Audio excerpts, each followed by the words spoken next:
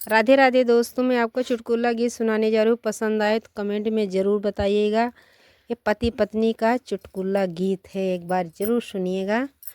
कहे गया ऋषियाई बलमा रसिया, कहे गया ऋषियाई बलमा रसिया, कहे गया ऋषियाई बलमा रसिया, बलमा रसिया हो बलमा रसिया, कहे गया ऋषियाई बलमा रसिया, कहे गया ऋषियाई बलमा रसिया।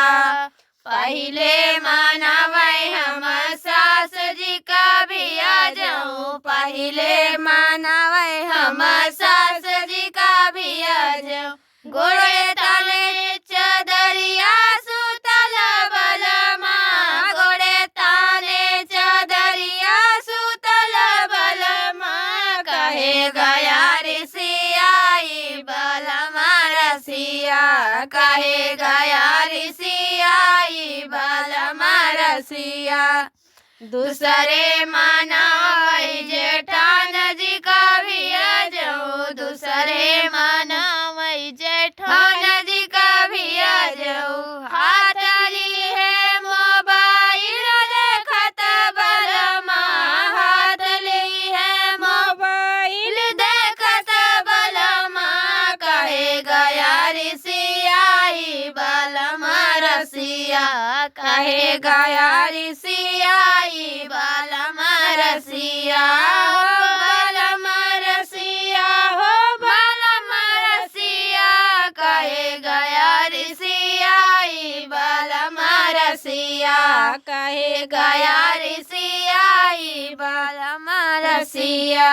तीसरे मानवै जनद जी का भिया जाऊँ, तीसरे मानवै ननद जी का भिया जाऊँ, हाथ लिए किताबिया पढ़त बलमा, हाथ ली है किताबिया पढ़त बलमा, कहे गया ऋषियाई बलमा रसिया, कहे गया ऋषियाई बलमा रसिया हो बलमा रसिया, हो बलमा रसिया, कहे गया ऋषियाई बलमा रसिया, कहे गया ऋषियाई बलमा रसिया। चौथे मानवै जब हम गईनी, चौथे मानवै जब हम गईनी, हाथ ली है रुमलिया हंसत बलमा, हाथ ली है रुमलिया हंसत बलमा, कहे गया ऋषियाई बलमा रसिया, कहे गया ऋषियाई बलमा रसिया हो बलमा रसिया, हो बलमा रसिया, कहे गया ऋषियाई बलमा रसिया।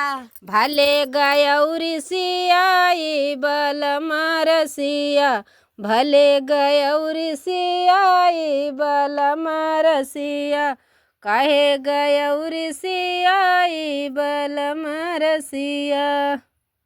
हम मानवयु न अइबै बलमा रसिया, कहे गयौ ऋषियाई बलमा रसिया, भले गयौ ऋषियाई बलमा रसिया, हम मानवयु न अइबै बलमा रसिया। भले ऋषियाई के